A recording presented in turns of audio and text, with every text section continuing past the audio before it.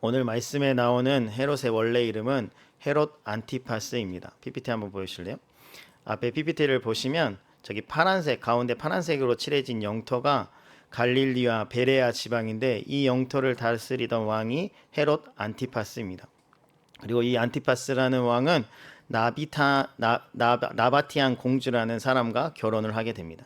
그런데 이 안티파스에게 고민이 하나 생겼습니다. 그것은 바로 자기의 형제인 헤롯 빌립 1세 때문입니다.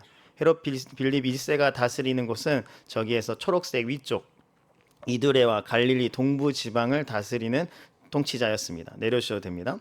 안티파스는 지금 자신의 형제인 빌립 2세 때문에 고민이 많습니다. 그것은 저 영토를 차지하기 위해서가 아닙니다. 빌립의 아내인 헤로디아를 사랑하고 있기 때문입니다.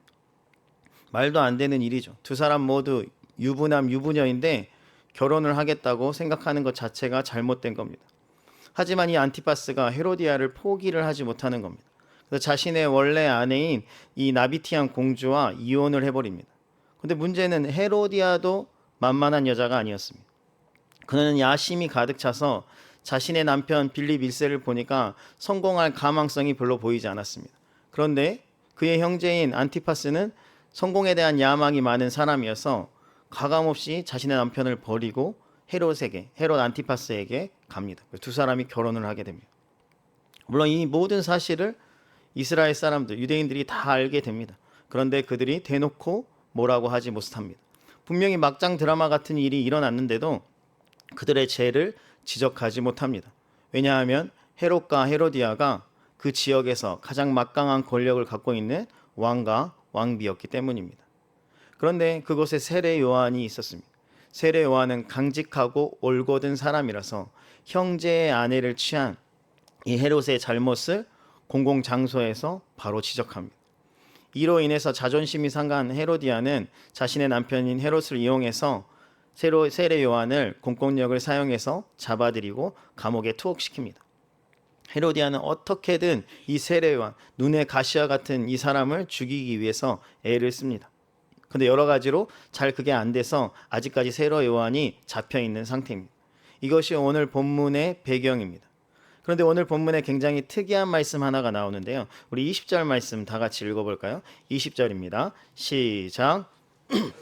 요한을 의롭고 거룩한 사람으로 알고 두려워하여 보호하며 또 그의 말을 들을 때에 크게 번민을 하면서도 들음이러라. 헤롯이 세례 요한을 쉽게 죽이지 못하는 것은 그가 거룩하고 의로운 사람이었기 때문입니다. 이 말은 그냥 그가 착해서 못 죽였다 이 말이 아니고, 이 사람이 분명히 하나님의 선지자라는 사실을 알게 된 겁니다. 근데 그런 그를 죽여버리면 하나님이 자신을 저주할 수 있기 때문에 섣불리 그를 죽이지 못하고 그를 보호한 상태로 내버려 두는 겁니다. 그런데 헤롯에게는 이 두려움만 있었던 것은 아닙니다. 이 두려움 넘어 저 세례 요한이 전하는 그 설교에 호기심이 생겼습니다. 저 사람이 무슨 말을 하나에 대한 관심이 생겼다는 겁니다. 그래서 세례 요한을 그 감옥에서 꺼내서 자기에게 설교해보라고 하고 다시 집어넣고, 또 설교해보라고 해서 또 다시 집어넣고, 이런 과정을 반복합니다. 사실 말씀과 전혀 무관하게 사는 헤롯, 이 악한 왕 헤롯이 말씀에 관심을 갖는 것 자체가 신비한 일입니다. 그런데 더 놀라운 것은 이 세례 요한의 말씀을 듣고 이 헤롯이 크게 찔리기도 하고 또 즐거워하기도 합니다. 다른 말로 하자면 이 헤롯이 말씀에 반응을 보이기 시작한 것입니다. 어쩌면 이 부분에서 우리도 좀 도전을 받아야 합니다. 이 악한 왕인 헤롯도 말씀을 들으면 감동도 있고 찔림도 있는데, 우리는 말씀을 듣는데 그 말씀에 전혀 관심이 없고 설교를 들어도 늘 졸고 있고 딴 생각하고 있으면 우리는 악한 왕인 헤롯보다 더 못한 것 아닙니까?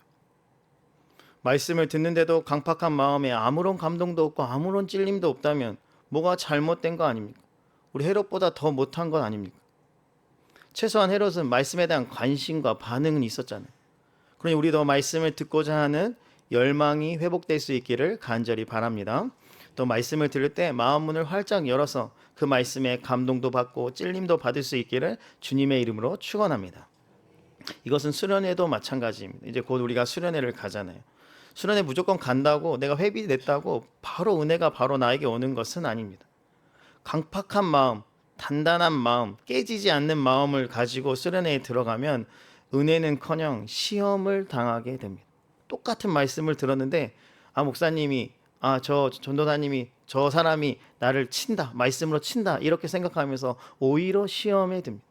그러니 수련회 들어가기 전에 말씀에 대한 갈망함을 회복하시길 바랍니다. 혹시 내 마음이 돌처럼 굳어 있다면, 요즘 내가 설교를 들을 때, 예배를 할 때, 기도를 할 때, 찬양할 때 전혀 아무런 마음의 반응이 보이지 않는다면 내 마음이 눈처럼 녹아져서 좋은 마음 될 수 있도록 여러분 기도하고 들어가시길 간절히 바랍니다. 그래야 여러분 말씀을 통해서 30배, 60배, 100배의 열매를 맺게 되는 겁니다. 그런 변화가, 말씀을 통한 변화가 여러분에게 있기를 주님의 이름으로 축원합니다.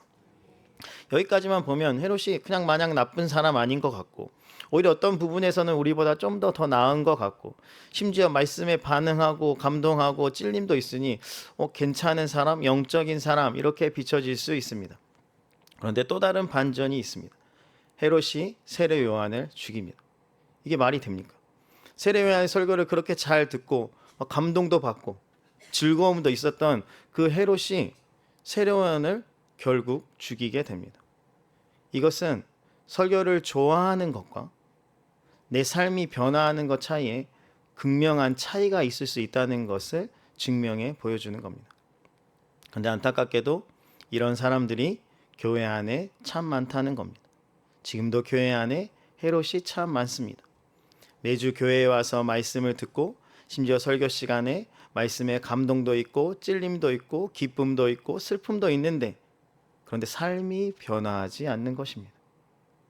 교회를 5년 다니고 10년 다니고 20년 다니고 30년을 다녀도 변화를 보기가 힘들다는 것입니다.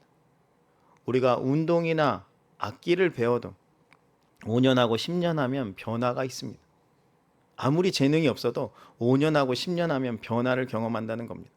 그런데 살아있는 하나님의 말씀이 5년이고 10년이고 수없이 많이 나에게 쏟아지는데도 내 삶에 변화가 없다? 이것은 말도 안 되는 일입니다.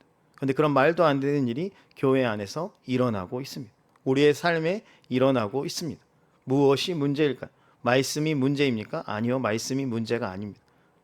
왜 말씀이 문제가 아니냐면 똑같은 말씀을 듣고도 변화하는 사람도 있고 변화하지 않는 사람도 있기 때문입니다. 말씀 자체에는 문제가 없습니다. 결국 그 말씀을 받는 우리가 문제이기 때문입니다. 오늘 말씀을 통해서 말씀을 듣고도 왜 변화가 일어나지 않는지 그 원인을 살펴보도록 하겠습니다. 왜 헤롯은 그렇게 세례 요한에게 좋은 말씀을 많이 들었는데도, 그리고 감동과 찔림도 있었는데도 그 삶이 변화되지 않았을까요? 그 첫 번째 이유는 기억과 묵상의 부재입니다. 헤롯은 세례 요한의 설교를 분명히 들었습니다. 여러 차례 들었습니다. 그런데 거기까지만 좋았습니다. 일상의 삶으로 그 말씀을 이어가지 못했습니다. 왜냐하면 그 말씀을 일상의 삶에서 기억하고 묵상하지 않았기 때문입니다. 다른 말로 하자면 그냥 들은 말씀을 금방 잊어버린 것입니다. 그렇기 때문에 말씀을 그렇게 많이 들었어도 참된 변화를 경험하지 못한 것입니다. 예를 들어서 헤롯이 세례 요한의 설교를 들었다면 세례 요한의 한 설교 거의 대부분 회개하라, 천국이 가까웠느니라 이런 말씀이잖아요. 회개에 대한 메시지가 전해졌겠죠. 만약에 그 말씀을 진짜 잘 듣고 반응을 했다면, 그 설교를 들었으니까 이제 세례 요한을 다시 감옥에 보내는 그 말씀을 계속 기억하고 묵상하면, 그러면 그 말씀이 개인의 삶이나 왕이니까 그 통치 이념에 반영이 되어야 하잖아요. 그런데 그런 모습이 하나도 보이지 않습니다.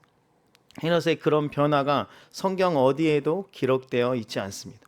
말씀을 들었다, 말씀의 감동도 받았다, 말씀의 찔림도 있었다. 그러나 변화는 없었다는 것입니다.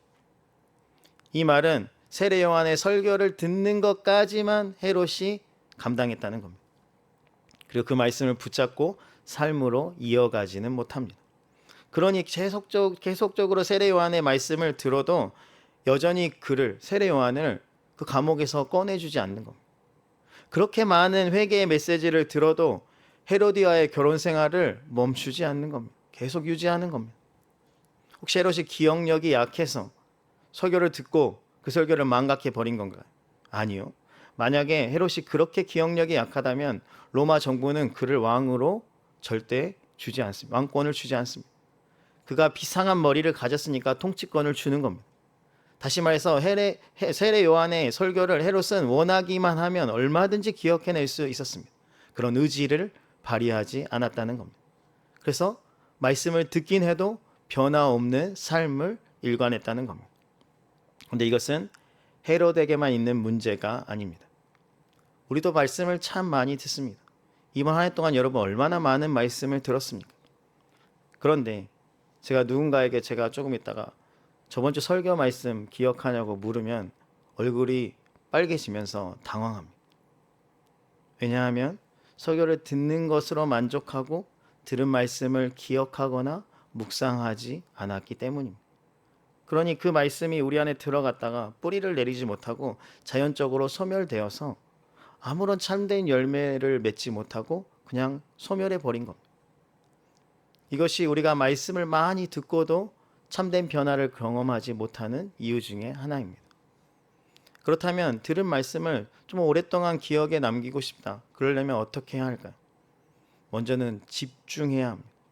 설교를 들을 때부터 집중해서 말씀을 들어야 합니다. 졸면서 딴 생각하면서 설교를 들으면 이미 설교를 들으면서 절반을 다 날리는 겁니다. 그래서 말씀을 들을 때 집중해서 말씀을 들어야 합니다. 설교하는 사람의 눈을 쳐다보면서 집중해서 그 말을 듣기 위해서 의지를 발동해야 한다는 겁니다. 그래야만 오랫동안 우리가 그 말씀을 기억할 수 있습니다. 여러분도 자녀들에게 학교 가서 선생님 말 들을 때 그냥 머리를 책상에 박고 있어라 이러지 않지 않습니까? 선생님 눈을 잘 쳐다보고 선생님께 집중하고 그 말을 들어라. 여러분은 그렇게 자녀들에게 말하면서 정작 여러분이 설교를 들을 때는 전혀 그렇지 않고 다른 데를 쳐다보고 그냥 자고 있으면 그걸 어떻게 그 말씀이 우리의 말씀이 되겠습니까? 이건 수련회도 마찬가지입니다. 수련회에 들어와서 집회를 듣고 말씀을 들을 때 졸고 있으면 안 됩니다. 피곤한 거 알겠지만 졸 것 같으면 차라리 뒤에 가서 서서 들으세요. 비몽사몽으로 설교 시간에 그 시간을 다 채우게 되면 절대 그 말씀이 무슨 말씀인지 하나도 기억에 남지 않습니다.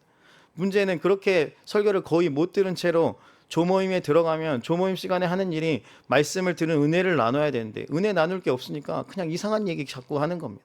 분위기를 망치는 겁니다. 또 말씀을 듣고 나서 그 말씀을 붙잡고 기도하는 시간이 있는데 다른 사람은 다 들은 말씀이 있어서 한 말씀씩 한 말씀씩 로마서의 말씀을 붙잡고 기도하는데 나는 붙잡고 기도할 그 기도의 제목이 없다는 겁니다. 왜냐하면 붙잡을 말씀이 하나도 없으니까. 그러다 보니 기도 시간도 통째로 다 날리는 겁니다. 그래서 집회 시간에 잠이 들면 진짜 큰 문제입니다. 그런 집회 시간에 깨어서 집중하여 말씀을 들을 수 있기를 간절히 바랍니다. 그리고 집회 시간에 제발 딴 생각하지 마세요. 말씀에 집중해서 말씀을 들어도 들을까 말까 기억이 날까 말까 하는데 딴 생각까지 하면 말씀을 거의 다 날리게 됩니다. 자동적으로 소멸이 되게 됩니다. 같은 장소에 있어도 말씀을 기억하는 자가 있고 딴 생각하느라 말씀을 다 날리는 사람이 있습니다. 오늘도 마찬가지일 겁니다. 다 저를 쳐다보고 있는 것 같지만 딴 생각을 하게 되면 그 들은 말씀이 무엇인지 전혀 기억이 나지 않을 겁니다. 그러니 수련의 기간 동안 의지를 발동하셔서 집중하여서 깨어서 말씀을 들음으로 그 말씀을 기억할 수 있기를 주님의 이름으로 축원합니다. 그런데 집중만 한다고 해서 모든 말씀이 다 기억에 남는 것은 아닙니다. 왜냐하면 우리의 머리에 한계가 있으니까, 기억에 한계가 있으니까. 그래서 필요한 것이 바로 필기입니다.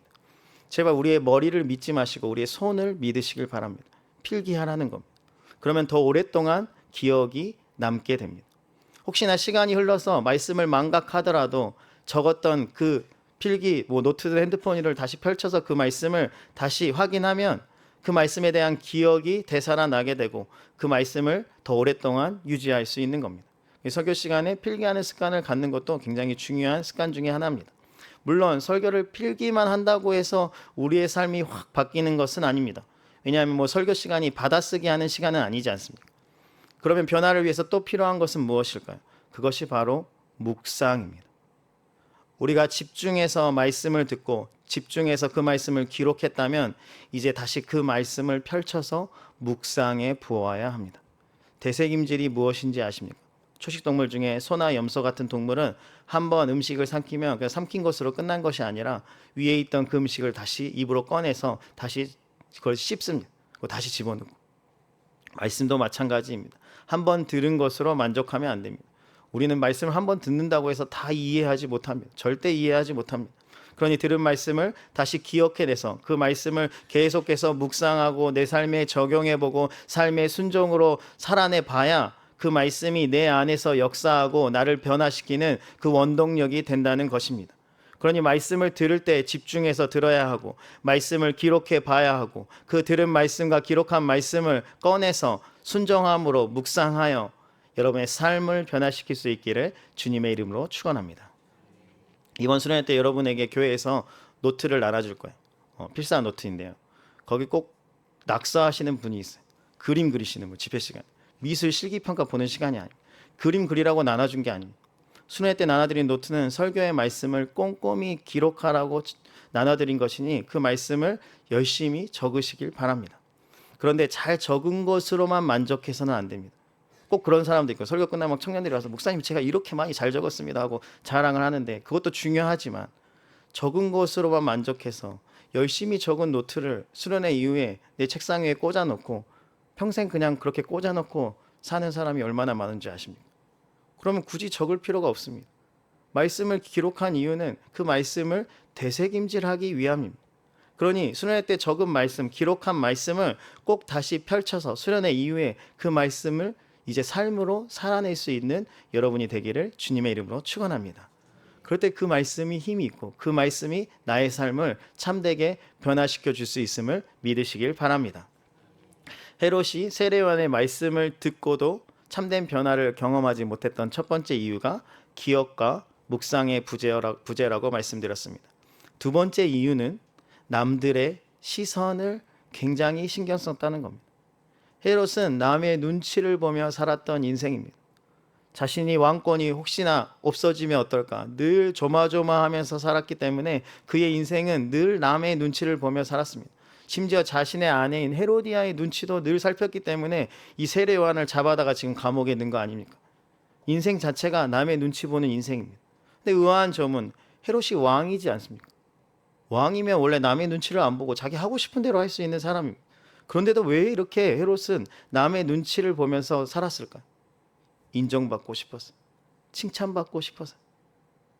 그러니까 계속 눈치 보는 인생 된 겁니다.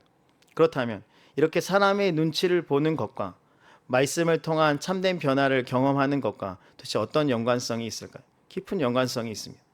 헤롯이 자기 제 생일이 돼서 생일 파티를 열고 사람들을 초대합니다. 그리고 그 파티가 어느 정도 무르익게 되자 자신의 딸을 춤을 추게 합니다. 사람들 앞에서. 아마 춤을 잘 췄던 것 같습니다. 사람들도 그녀의 춤을 보며 굉장히 기뻐합니다. 그러자 이 헤롯이 기분이 좋아져서 딸에게 야, 네가 원하는 것 무엇이든지 말해봐라.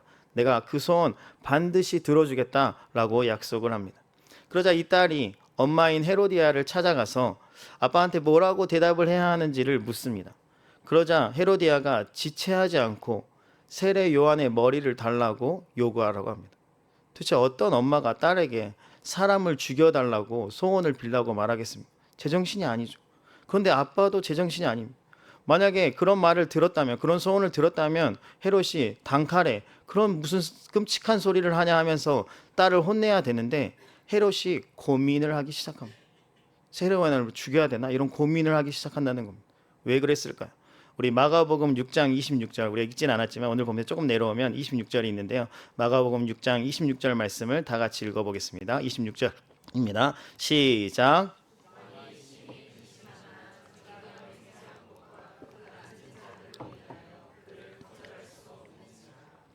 헤롯이 딸의 요구를 단호하게 거절할 수 없었던 이유는 지금 앞에 있는 수많은 사람들 앞에서 맹세를 했기 때문입니다. 네 소원 들어주겠다고 맹세를 했는데 만약에 그 소원 안 들어주면 자신은 거짓말쟁이 되고 자신의 위신이 무너지는 겁니다. 그런 취급 받기가 싫어서 결국 세례 요한의 머리를 헤롯이 쟁반에 가져오게 됩니다. 그렇게 허무하게 세례 요한이 죽게 되는 겁니다. 이처럼 헤롯이 사람의 눈치를 보니까 결국 자신이 그토록 좋아하던 설교자의 목을 잘라서 죽인 사람이 되는 겁니다. 있을 수 없는 일이 일어난 겁니다. 항상 사람의 평가가 하나님의 말씀보다 우위에 있는 사람은 문제를 일으킵니다. 사람들의 시선을 통해서 말씀을 통한 변화가 두려우니까 변화되지 못하고 변화되지 못하는 삶을 꾸준히 살아가니까 결국 문제를 일으키게 된다는 것입니다. 그래서 이것이 그냥 단순한 문제가 아니라는 겁니다. 근데 이것은 우리도 마찬가지입니다. 하나님의 말씀이면 당연히 순종해야 함에도 불구하고 자꾸 사람들의 눈치를 보니까 말씀대로 살아가지를 못하는 겁니다. 분명히 말씀을 듣고 감동도 받고 찔림도 받고 기쁘기도 했고 슬프기도 했는데 나름 결단을 했는데 저 문을 열고 나가는 순간 세상이 너무 두려워서 세상에 살고 있는 그 사람들이 평가가 너무 두려워서 변화를 거부하고 말씀대로 살아가지 않는다는 것입니다. 술 취하지 말라는 말이 성경에 있습니까 없습니까? 모르십니까? 다시 술 취하지 말라는 말씀이 성경에 있습니까 없습니까? 있습니다. 그런데 우리는 술을 마십니다. 왜 다들 안 마시는 척 하시죠? 그럼 왜 술을 마실까요? 술이 너무 달아서요? 아니요, 술은 알코올이라서 달지 않습니다. 씁니다. 그럼에도 불구하고 술을 마시는 이유는 사람들의 눈치를 보기 때문입니다. 사람들이 모이면 꼭 술을 마시는데 자신이 교회를 다니기 때문에 술을 마시지 않겠다는 그 말 한마디를 못하기 때문에 술을 마시는 겁니다. 왜냐하면 그 말 한마디 했다가 괜히 사람들의 핀잔 듣고 불이익 받고 왕따 당하는 거, 그거 너무 무서우니까 그냥 술을 마시는 겁니다. 한 잔 마시고 두 잔 마시고 두 잔이 세 잔이 되고 그러다 보면 술에 취하게 되고 성경 말씀을 어기게 되는 것입니다. 말씀보다 사람들의 눈치를 더 살피니 이런 인생을 살게 된다는 겁니다. 성경에 주의 성수를 하라는 말씀이 있습니까 없습니까? 있습니다. 십계명 제4계명에 안식일을 기억하여 거룩하게 지키라 분명히 기록되어 있습니다. 모르시겠으면 성경 제일 안쪽 내지 제일 끝에 보면 십계명이 적혀 있는데 한번 살펴보시길 바랍니다. 그런데 친구들이나 가족들이 주일 껴서 놀러 가자고 하면 그들의 눈치 보느라 자신이 교회 가서 예배 드려야 한다 이 한마디 말을 못합니다. 그냥 여행 일정 중에 주일이 포함되면 그냥 여행지에서 온라인으로 예배 드리면 되지 라고 생각하고 자기 마음대로 주일 성수를 양보해 버립니다. 가정의 평화, 지인들과의 관계 유지하는 것이 하나님의 말씀을 지키는 것보다 더 우선순위에 있다는 것입니다. 이처럼 여러 영역에서 저는 예를 두 개밖에 안 들었지만 여러 영역에서 말씀보다도 사람들의 눈치, 사람들과의 관계를 더 중요하게 생각하는 성도들은 진짜 말씀을 통한 참된 변화를 경험하기가 쉽지가 않습니다. 왜냐하면 사람들의 시선, 그 눈치를 보기 때문에 변화를 하려고 해도 자꾸 그것이 걸림돌이 됩니다. 자꾸 은혜를 받아도 변화를 하려다가 주춤하고 그래서 변화를 제대로 받지 못해서 기가 막힌 변화를 경험하지를 못하는 겁니다. 이것은 수련회 때도 마찬가지입니다. 수련회 때 집회를 하게 되면 당연히 말씀을 듣죠. 근데 그 말씀 전에는 찬양을 부르고요. 말씀이 끝나면 기도를 합니다. 그런데 찬양 시간에 혹여 내가 음정을 틀리지는 않을까? 또 워십을 하게 되면 막 율동을 해야 되는데 나는 몸치라서 율동을 잘 못하는데 그런 나의 모습을 보면서 조언들이 놀리지 않을까? 이런 마음에 찬양에 집중하지 못하면 결국 찬양을 통한 그 놀라운 은혜, 충만한 은혜들을 경험하기가 힘들다는 것입니다. 또 기도할 때도 내가 기도를 해서 이제 말씀을 듣고 나의 죄를 깨닫고 이제 기도를 한번 해봐야겠다, 회개해야겠다. 근데 또 막상 기도하려고 하니까 소리내서 기도하려고 하니까 옆에 사람이 내 기도를 들으면 어떡하지? 나를 정죄하면 어떡하지? 이런 생각이 드니까 기도 못하게 되고 또 내가 좀 괜찮게 기도하는 모습을 좀 보여서 나의 조언들이나 다른 주변의 사람들이 나를 좀 괜찮은 사람으로 봐야겠다 이런 생각으로 자신의 열정도 없으면서 그냥 기도하는 척 뭐 이상한 기도 제목들 막 그럴싸한 기도 제목들을 가지고 막 기도하는 척 하면서 기도 시간을 다 흘려보내면 기도를 통한 진짜 은혜를 경험하지 못하는 겁니다. 그 시간은 하나님께서 주신 그 말씀 붙잡고 자신의 모습을 그 거울 삼아서 진짜 내가 변화돼야 될 그 말씀을 가지고 솔직하게 기도해야 함에도 불구하고 사람들의 눈치를 보느라 그렇게 제대로 기도하지 못하면 내가 조장이니까, 내가 목사니까, 내가 괜찮은 기도해야지 이렇게 기도를 흘려보내면 결국 진짜 기도를 통한 변화를 경험하지 못하게 된다는 겁니다. 이것은 하나님께 찬양하는 것도 하나님께 기도하는 것도 아니며 사람에게 보이기 위한 외식적인 찬양이며 외식적인 기도입니다. 수련회에 가서도 얼마든지 그런 바리새인과 같은 찬양, 기도할 수 있다는 겁니다. 언제요? 우리가 사람을 의식할 때. 하나님이 아닌 사람의 시선을 의식하면 우리는 수련회 장소에서도 우리는 또 바리새인과 같은 삶, 헤롯과 같은 삶 살아갈 수 있다는 겁니다.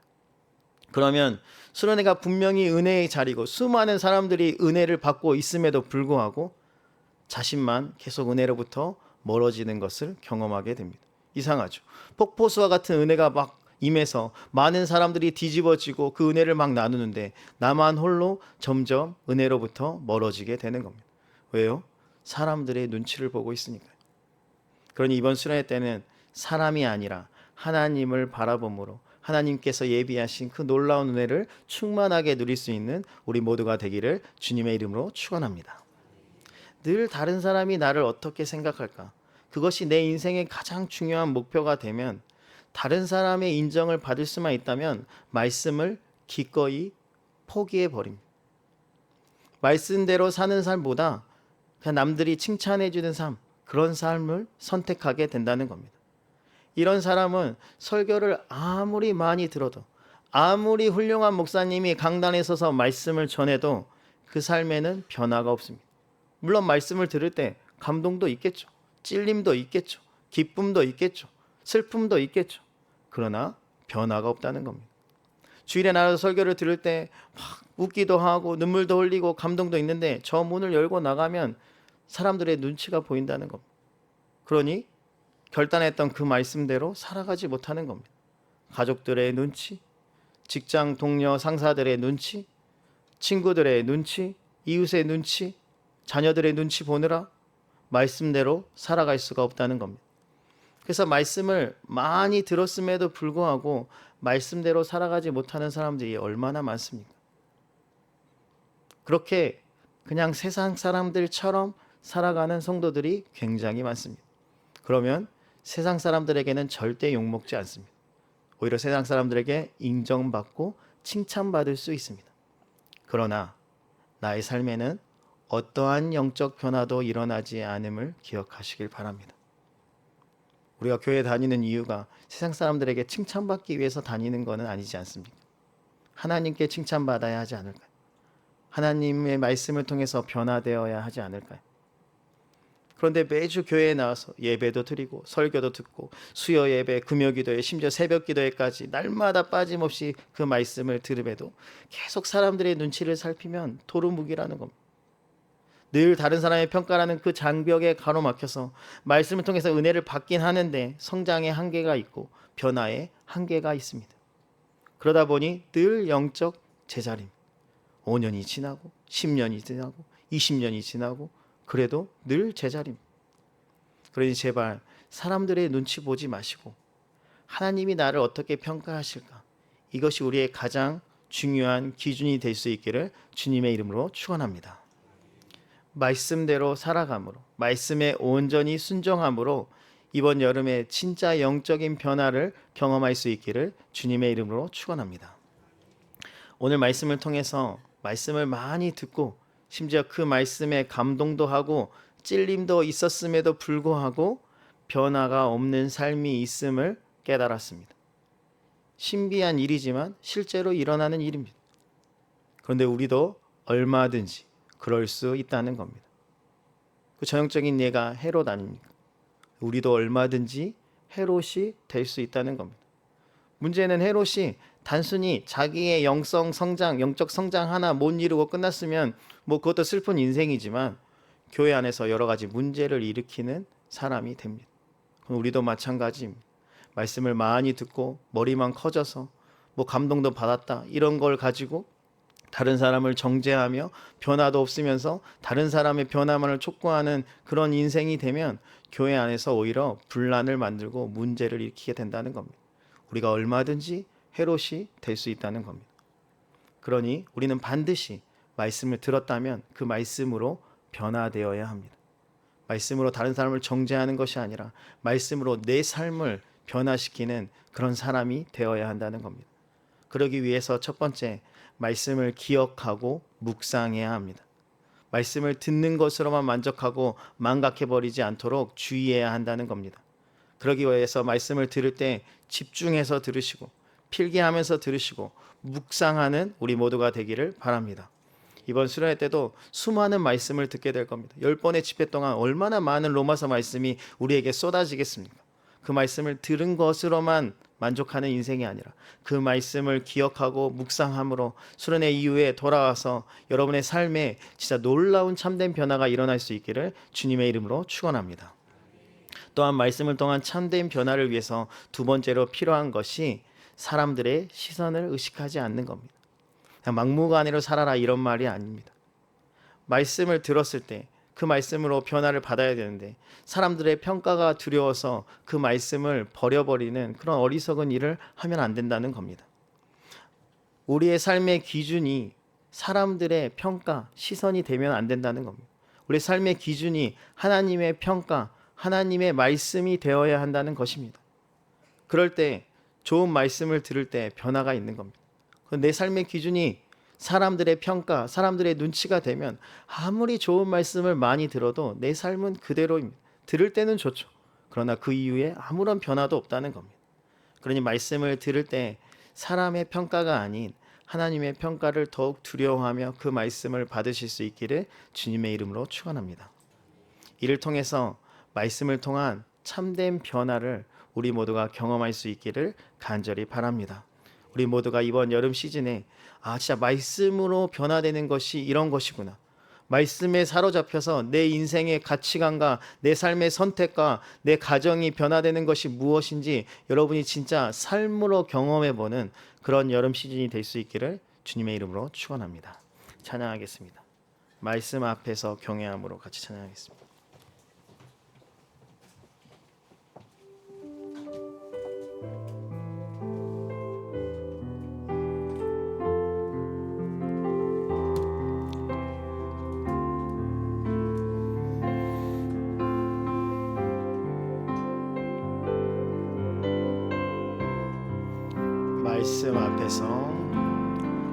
말씀 앞에서 경외함으로 주께 홀로 섭니다. 생명의 말씀 읽고 순종해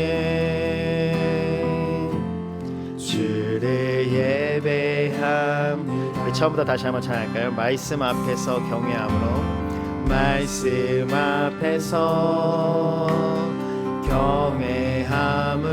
경외함으로 주께 홀로 섭니다. 생명의 말씀 생명의 말씀 읽고 순종해 주를 예배합니다. 기록된 말씀 힘이 있어서 기록된 말씀 힘이 있어서 진리로 우리 거룩해 하며 거룩한 말씀 세세 영원히 복음이 되어 말씀하시네. 하나님 말씀에 두려워 떠는 자 그 말씀에 생명을 거는 자 한 사람 찾으시는 주님의 약속을 믿어 하나님 말씀에 운명을 거는 자 순종하며 주 따라가는 자 영원한 하나님 나라 이뤄갈 주의 교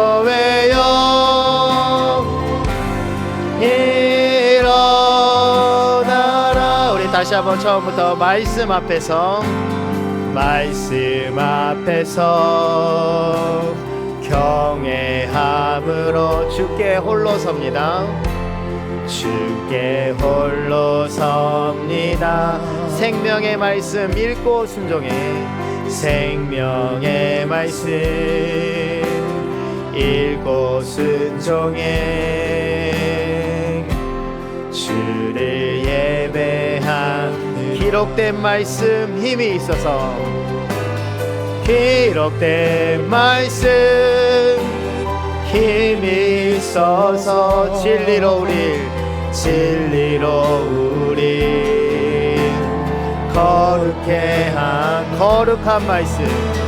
거룩한 말씀 세세 영원히 복음이 되어 말씀하시네. 하나님 말씀에 두려워 떠는 자, 그 말씀에 생명을 거는 자, 그 말씀에 생명을 거는 한 사람 찾으시는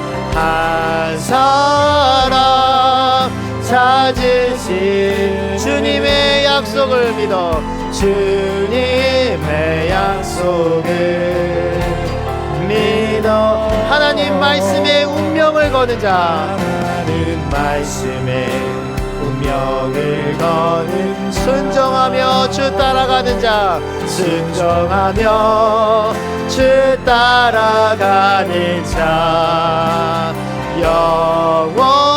영원한 하나님 나라 이뤄갈 주의 교회여. 우리 한 번 더 하나님 말씀에 두려워 떠는 자, 하나님 말씀에 두려워 떠는 자, 그 말씀에 생명을 거는 자, 그 말씀에 생명을 거는 한 사람 찾으시는 한 사람 찾으신 주님의 약속을 믿어 주님의 약속을 믿어 하나님 말씀에 운명을 거는 자, 하나님 말씀에 운명을 거는 순종하며 주 따라가는 자, 순종하며 주 따라가는 자, 영원한 하나님 나라 이뤄갈 주의 교회여